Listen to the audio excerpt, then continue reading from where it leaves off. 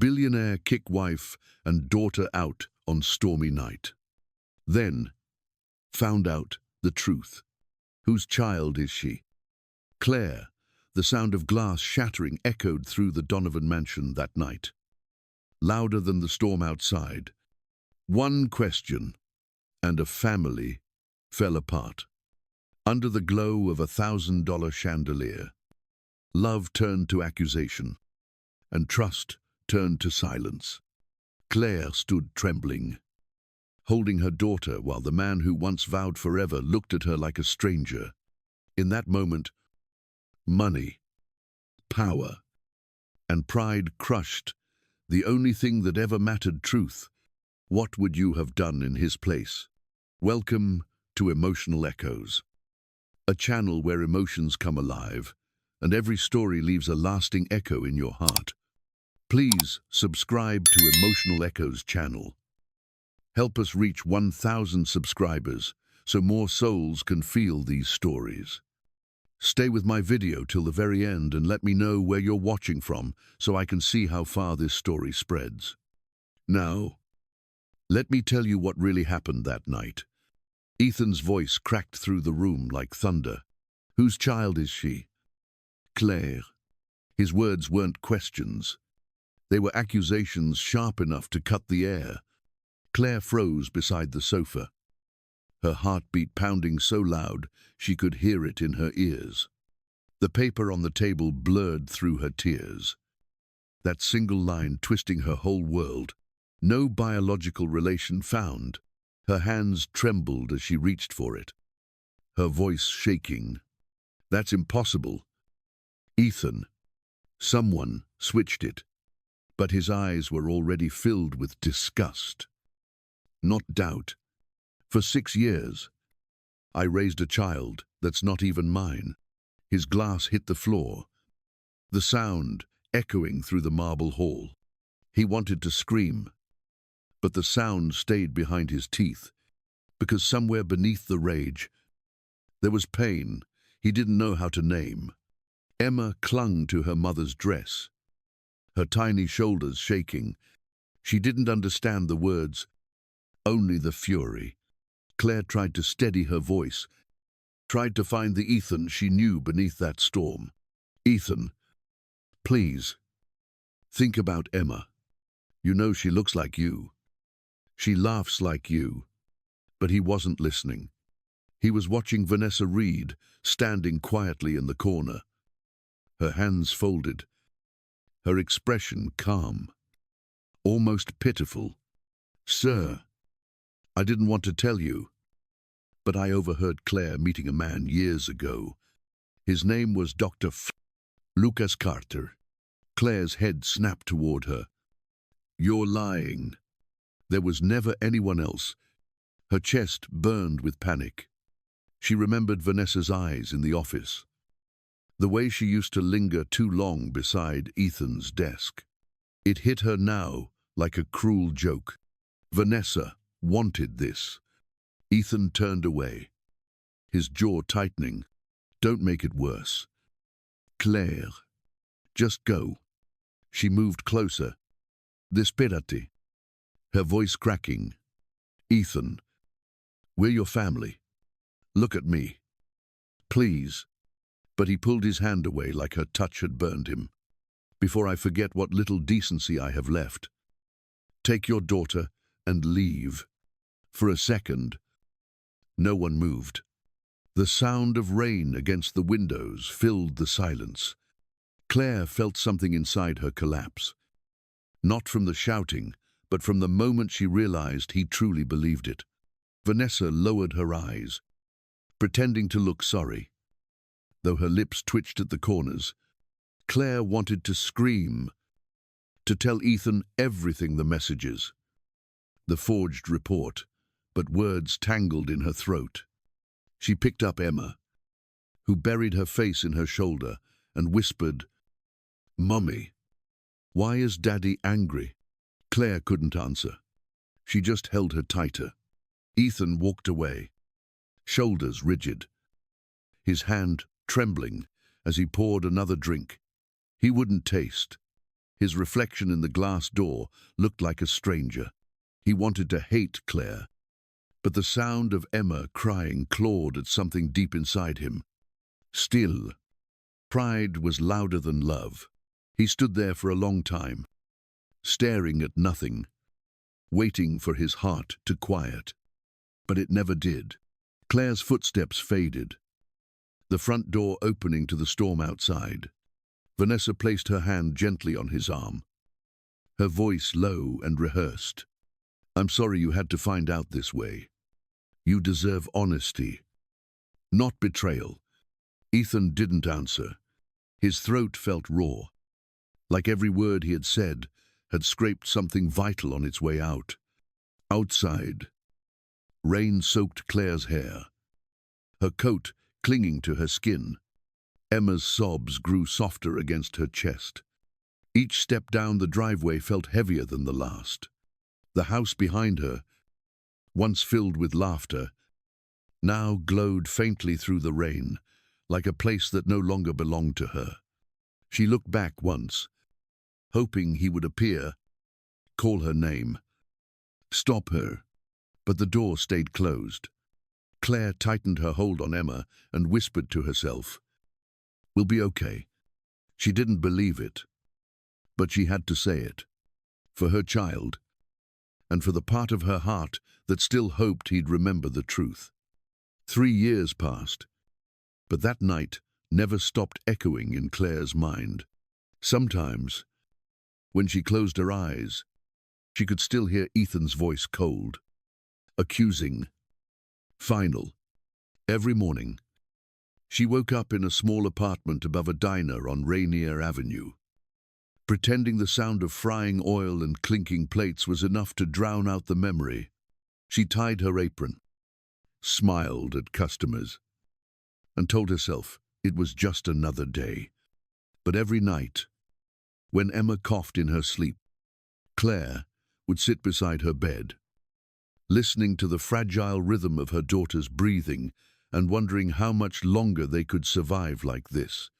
She had become invisible by choice. People in the neighborhood only knew her as the quiet waitress who always wore the same blue cardigan. They didn't know she used to be the wife of a billionaire. She never spoke Ethan's name, not out of hate, but because saying it still made her heart clench. She worked 2 shifts a day, saved every coin, and hid her pain behind a steady voice. When customers left big tips, she smiled politely and said, "Thank you." When they didn't, she just wiped the counter and kept moving. Survival had become her only routine. Emma was her only reason to keep breathing. The child had grown thinner, quieter, and needed an inhaler every few hours. Claire hated the sound of the wheezing, the panic that came with it, but she always stayed calm in front of her daughter. "You're okay, sweetheart. Mommy's here." It became her mantra, repeated until it felt like truth. When Emma asked about her father, Claire only said he was busy and far away. She never said angry or gone. She couldn't bear to paint Ethan as a monster. Even after what he'd done, across the city, Ethan lived in silence too. But his was made of glass and power. Donovan Holdings grew larger, richer, colder. He was on every magazine cover. In every business award, photo, people said success looked good on him. But they didn't see the dark circles under his eyes or the untouched whiskey in his office. Vanessa Reed had become his right hand. She managed everything: his schedule, his interviews, his image. She smiled perfectly, spoke softly, and never let anyone see how tightly she held the strings around him. Ethan didn't notice, or maybe he did, but he needed the control she offered. One afternoon, while cleaning tables at the diner, Claire looked up at the small TV mounted above the counter. Vanessa's face filled the screen, standing next to Ethan at a corporate charity event. Her voice carried confidence and charm. Sometimes truth hurts. But loyalty heals. The audience clapped. The line became the slogan for Donovan Holdings, printed on billboards across Seattle. Claire's hand froze around the rag she was holding. She stared at the screen until someone called her name twice. Her chest tightened, but she smiled faintly and whispered to herself, "Lies never heal anything." She turned the volume down and went back to work. That night, as she tucked Emma into bed, the child's breathing sounded heavier than usual. Claire brushed her forehead, noticing the sweat. Emma said she was fine, but her lips were pale. By morning, her cough had worsened. Claire didn't wait. She called in sick and took her to the nearest clinic. The doctor listened to Emma's lungs, frowned, and sent them straight to the hospital. Within hours, tubes and monitors surrounded her small body. Claire stood beside the bed, her hands clasped so tightly her knuckles turned white. The doctor came back with a file, his tone calm but urgent. "Your daughter's blood type is extremely rare.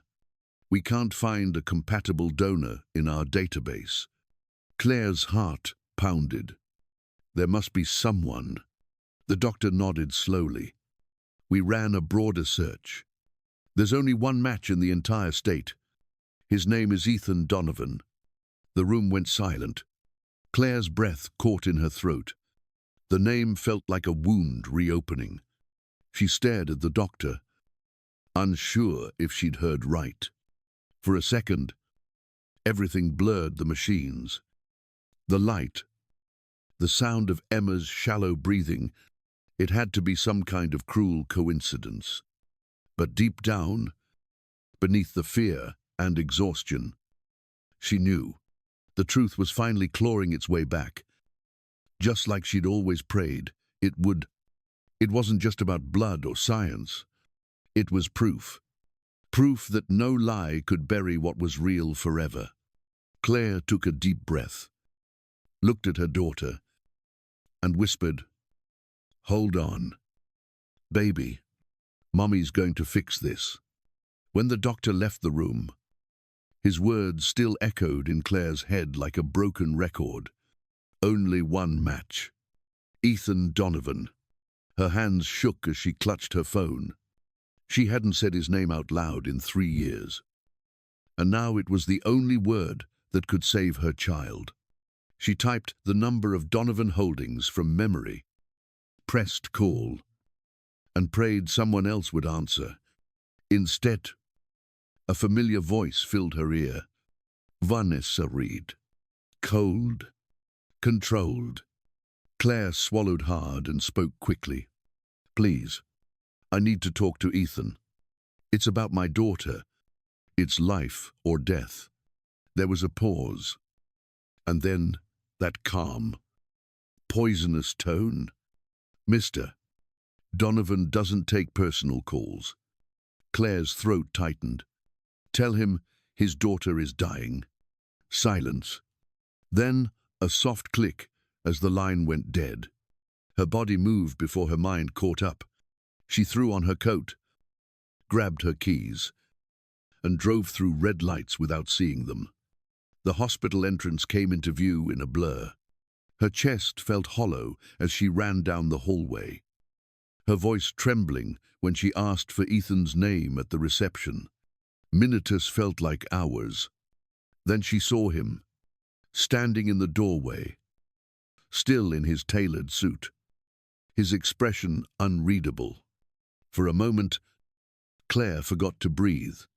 He looked older, harder, but his eyes still had the same color she remembered every time Emma laughed. Ethan froze too. Seeing her after all this time was like opening a door he had nailed shut. He spoke first, his voice sharp but quiet. "You again?" She nodded, tears already gathering. "She's your daughter." The test was fake. He exhaled through his nose, the disbelief tightening his face. Then why didn't you fight me 3 years ago? Her lips trembled. Because you'd already chosen who to believe. The words hit him like a slow punch. He turned away, not ready to admit how much that hurt. They stood on opposite sides of Emma's bed. The machines beeped softly, counting down every second like judgment. Claire's fingers brushed her daughter's hand. Ethan looked at the small oxygen mask covering the child's face. The same curve of cheek he'd once kissed goodnight. He wanted to believe her, but pride built walls faster than truth could climb. Claire's voice cracked as she spoke again. You can hate me all you want, but she needs you. If there's any part of you left that still remembers what love feels like, please don't let her die because of me. Ethan's throat burned. He had spent 3 years convincing himself Claire was a liar. But the sight of that fragile little girl breathing through a tube tore through the story he'd told himself. He took a slow step closer, his voice low. What if you're lying again? Claire met his eyes without blinking. Then I'll live with that sin. But at least she'll live too. The silence that followed was heavy enough to fill the room.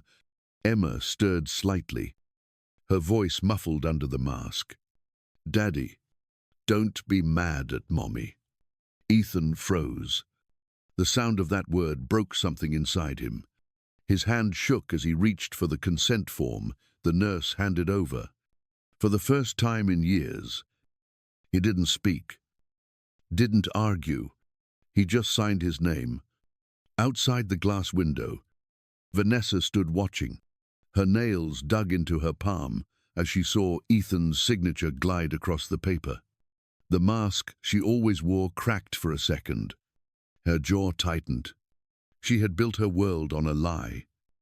And now that one piece of paper had started to undo everything, inside the room, Claire's shoulders sagged in relief.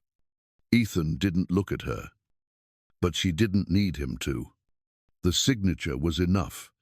For now, it meant hope. She whispered softly, more to herself than to him. Thank you. He didn't answer, but his eyes lingered on Emma's small hand, resting on the bed rail. Somewhere beneath all the anger and pride, a memory stirred. The way she once called him Daddy. The way Claire used to smile when she saw them together. He turned away before the feeling could grow stronger. For the first time since that night, 3 years ago, they shared the same silence, not of hate, but of something fragile trying to return. Ethan had not slept since the transfusion. The image of Emma's small hand resting on his arm haunted him.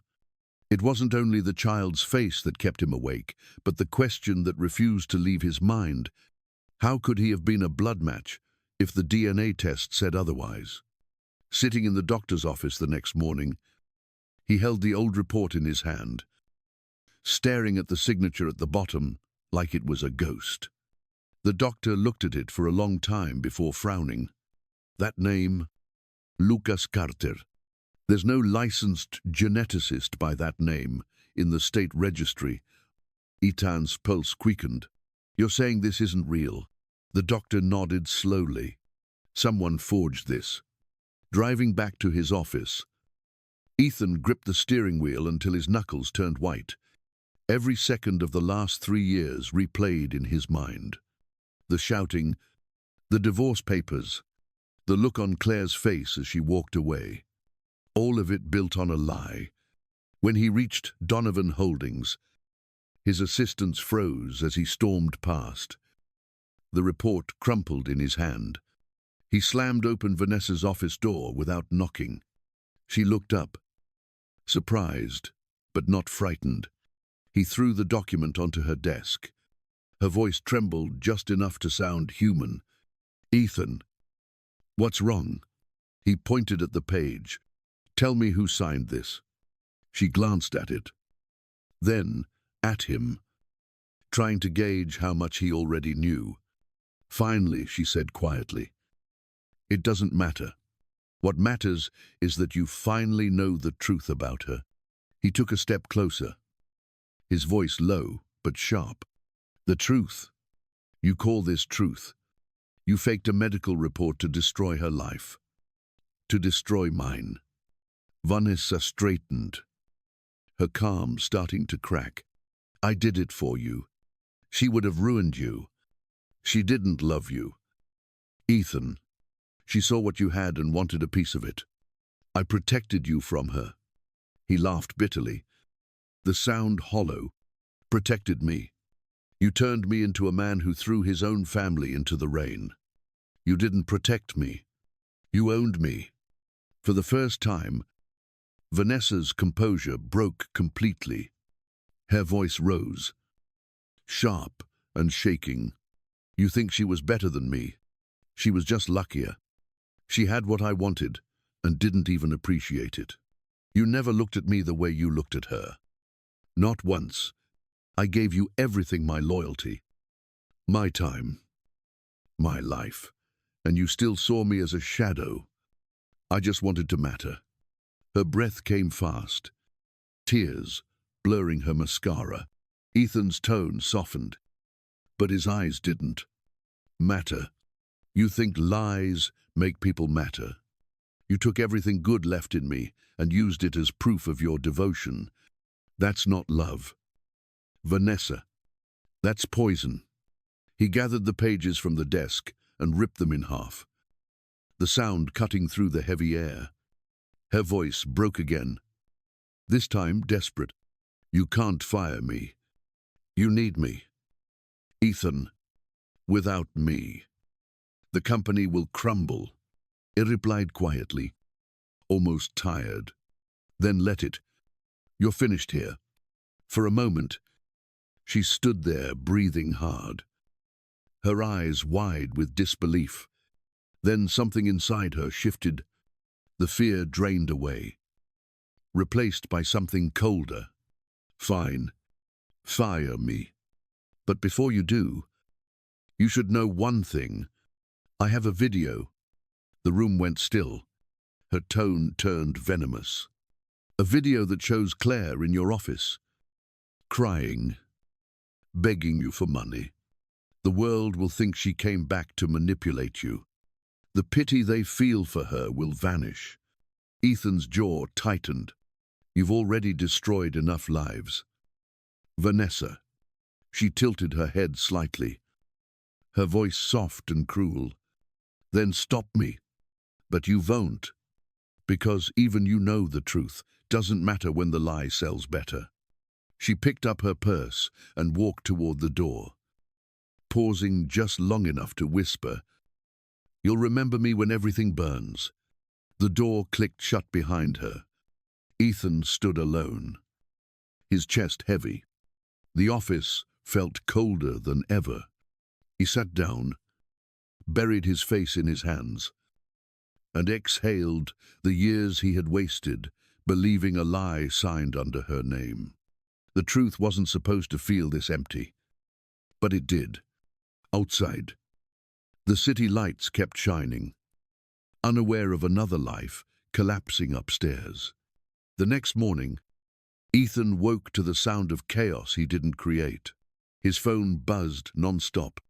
Messages from PR, board members, and journalists piling one over another. When he opened the news, his stomach twisted. A headline screamed across every site, "Billionaire's ex-wife caught seducing her former boss." Below it, a video played Claire, crying in his old office, reaching out toward him. The footage was clipped, voice altered, lighting manipulated to look intimate. He knew the room, the posture, the time. It had been the day she came to beg for help with Emma's medical bills 3 years ago. Now it was twisted into something vile. Ethan's hands shook as he shut the screen. Vanessa had done it. For Claire. The morning began with whispers. By the time she reached the diner, people were already staring. The young cashier wouldn't meet her eyes. The manager pulled her aside and said quietly, that maybe she should take some time off until things cooled down. She didn't argue. On her way home, she saw her face splashed across a newspaper stand. The same lie following her like a shadow. Her hands trembled on the steering wheel. All she wanted was peace for her child. But once again, the world had dragged her name through the mud. By afternoon, the reporters came. They waited outside her apartment, blocking the steps, shouting questions that felt like stones. Did you really go back to him for money? Were you trying to ruin his career? Claire tried to push through with Emma clinging to her leg. Terrified, she said nothing. The silence only fed the cameras. The flash burned her eyes. One voice from the crowd shouted, "She fooled everyone once. She's doing it again." Claire froze. For the first time, she didn't even have the strength to deny it. Across town, Donovan Holdings was drowning in headlines. Investors called, demanding answers. The board threatened to remove Ethan as CEO if he didn't act. The weight of it all pressed down on him until his chest hurt. In the glass reflection of his office, he saw the man he had become: cold, hollow, and complicit. He had allowed lies to destroy her once. He wasn't going to watch it happen again. He picked up his jacket and walked out without saying a word. When he arrived at the press hall, the room was packed with cameras and microphones. He took the podium. Every flash a reminder of the pain he had caused. His PR advisor whispered for him to stick to the statement, but he ignored it. He looked straight into the crowd. For years, I believed a lie. He began. His voice was steady but heavy. That mistake cost an innocent woman, her name, and a child, her father. The room went silent. He held up the official DNA results, the truth he should have sought long ago. Emma Donovan is my daughter. Claire Donovan was framed by someone I trusted. And for that, I take full responsibility. The silence cracked into murmurs, flashes, and questions flying at once. Ethan didn't flinch. He didn't hide behind the podium or legal words. He simply said, "I threw away the people who loved me for the ones who knew how to lie better. That ends today." Then he stepped back, leaving the cameras spinning in confusion. The truth, so simple and raw, needed no spin. Outside, Claire was still surrounded when the doors behind the reporters opened. She turned and saw him walking toward her. He didn't hesitate. He reached her through the noise, through the wall of flashes, and placed himself between her and the crowd. The photographers screamed his name, but Ethan didn't speak. He just put his hand on her shoulder, his eyes saying what his pride never had. "I'm sorry." Claire's throat closed. She hadn't cried in public in years. But now the tears came quietly. Reporters shouted for comment, but Ethan raised his hand once, and the noise fell. He turned slightly toward them, his voice calm. "You can film this if you want. But remember, every picture you take of her is a reminder of your part in her pain." Then he guided Claire and Emma through the crowd. The door closed behind them, muffling the noise of cameras. Inside the car, Emma sat between them, still holding her inhaler, eyes wide. She didn't understand what the world was saying, only that her parents were sitting side by side again. Claire looked out the window, the city lights blurring through her tears. Ethan leaned forward, his voice barely audible. "I can't change what I did, but I can fix what's left." She didn't answer, only nodded. For the first time, she believed him. The scandal would not disappear overnight. The world would still gossip. The headlines would fade, and come back again. But something irreversible had happened.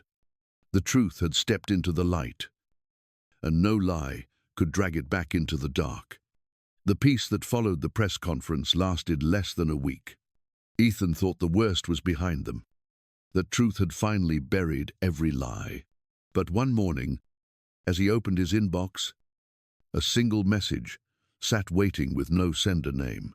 The subject line read only one word: truth. Inside, there was a short sentence that made his blood run cold. "You think she told you everything? Ask Claire what happened to the other baby she lost 6 years ago." He stared at the screen for a long time, his heart pounding. The cursor blinked like a heartbeat, daring him to believe it. When he found Claire in the kitchen, she was packing Emma's lunch, humming softly, her face calmer than he had seen in years. He hesitated before speaking, not sure if he wanted the answer or feared it. "Claire," he said, his voice uneven. "Is there something you didn't tell me about the birth?" She froze, the color draining from her face. "What do you mean?" He showed her the message. Her hands trembled, the knife slipping from her grasp. For a long moment, she said nothing. Then, barely above a whisper, she said, "There were 2. Ethan didn't understand at first. 2 what? Claire sank into a chair, eyes distant. "When I gave birth to Emma, there was another baby, a boy. The doctor said he was stillborn. They let me hold him for a second, then took him away." She swallowed hard. "I begged to see the body, but they said it wasn't possible.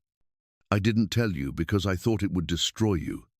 Ethan's chest tightened.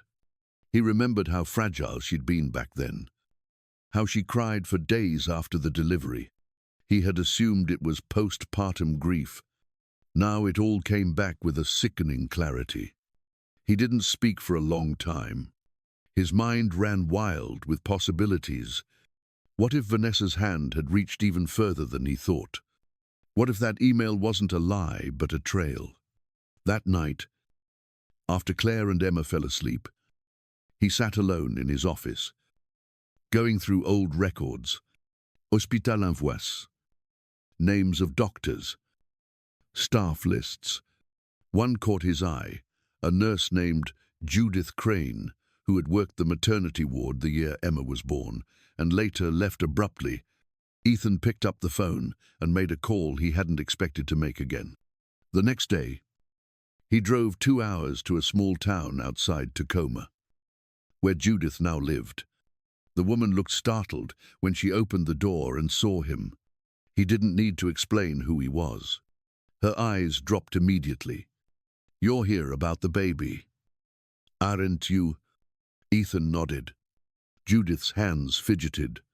She confessed in a trembling voice. "Vanessa Reed paid me. She said it was for the good of the family. She made me sign papers saying the boy didn't survive. But he did. The child was taken to a private adoption agency. No names. No trace." She looked up, tears brimming. "I'm so sorry." Ethan felt the world tilt. For a second, he couldn't breathe. He drove back in silence, gripping the wheel as if it were the only thing keeping him from falling apart. He had thought he'd seen the full extent of Vanessa's cruelty. But this went beyond vengeance. It was a theft of life. When he returned home, Claire was waiting by the window. She turned when he entered, searching his face. "Did you find something?" His voice broke when he spoke. "The baby didn't die. Her kniesböckel." And he caught her before she hit the floor. She buried her face in his chest, sobbing soundlessly. All those years, she had mourned a child who had been alive. Ethan held her tighter, his own tears falling into her hair. The room was silent, except for her quiet cries. He looked past her toward the dark window. his reflection fractured in the glass. Somewhere out there, their son was living a life that should have been theirs to share. And in that reflection, Ethan finally saw the truth. Vanessa hadn't just tried to destroy their love, she had stolen their future. The night after Ethan told Claire the truth, a quiet storm broke over Seattle. The rain felt softer this time, as if the sky itself was finally letting go. The next morning, police officers came to arrest Vanessa Reed at her apartment. She didn't resist. When they led her away, she looked strangely calm, almost relieved that the performance was over. At the station, during interrogation, her mask finally slipped. Her voice trembled as she spoke to the detective. "I just wanted him to see me. He never did. Every day, I sat outside his office watching him talk about her, defend her, grieve her. I wanted to matter. Just once." The detective said nothing, only slid a file across the table, proof of every payment she'd made, every lie she'd signed. For the first time, Vanessa lowered her eyes and whispered, "I didn't mean to take everything, but I did." News of her arrest spread quickly, but Ethan didn't watch. He was done chasing pain. Instead, he stayed home, sitting beside Claire on the porch of the lake house. The water shimmered faintly under the afternoon light. It had been months since the chaos began, yet silence between them no longer felt cold. It felt like healing. Claire's hands rested in her lap, still trembling when she spoke. "How do we start over?" "Ethan," he turned to her, his voice low, "by forgiving what we couldn't change and holding on to what's left." A few weeks later, Donovan Holdings released a public statement clearing Claire's name. Ethan recorded a short interview, admitting to the world that he had failed as a husband and as a man blinded by pride. The same cameras that once captured his downfall now witnessed his humility. When the host asked why he was speaking out now, he said simply, "Because truth means nothing if it comes too late."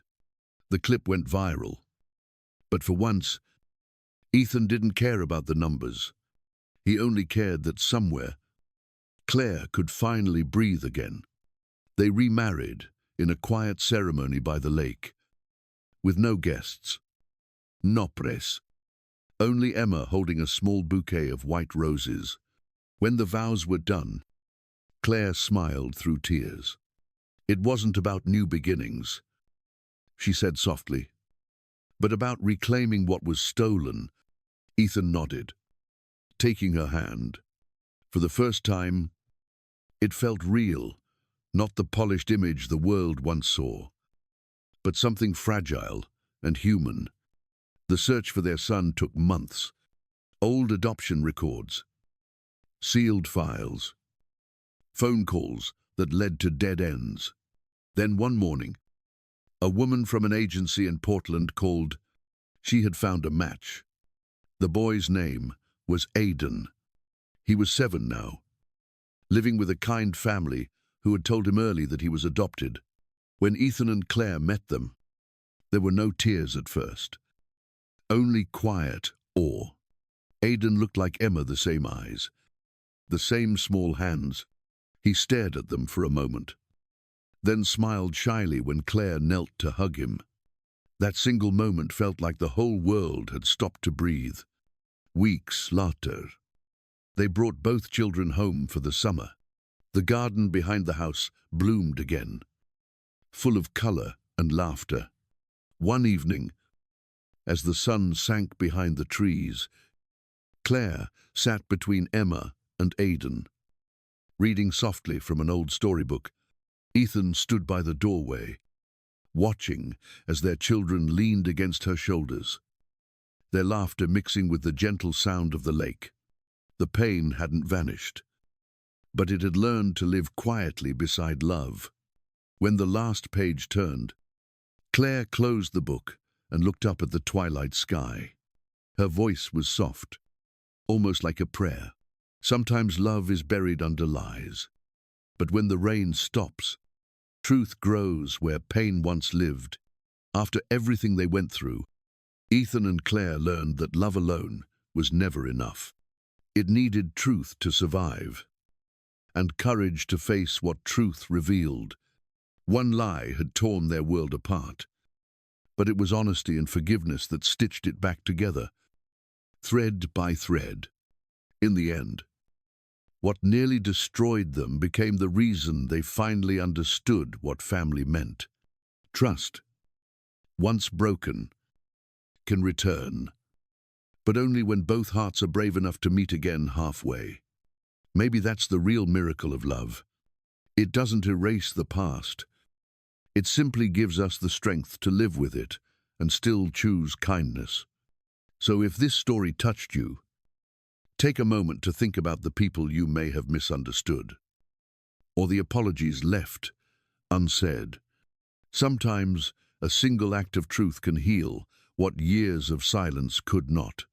If this story moved you, share your thoughts in the comments below and tell me where you're watching from.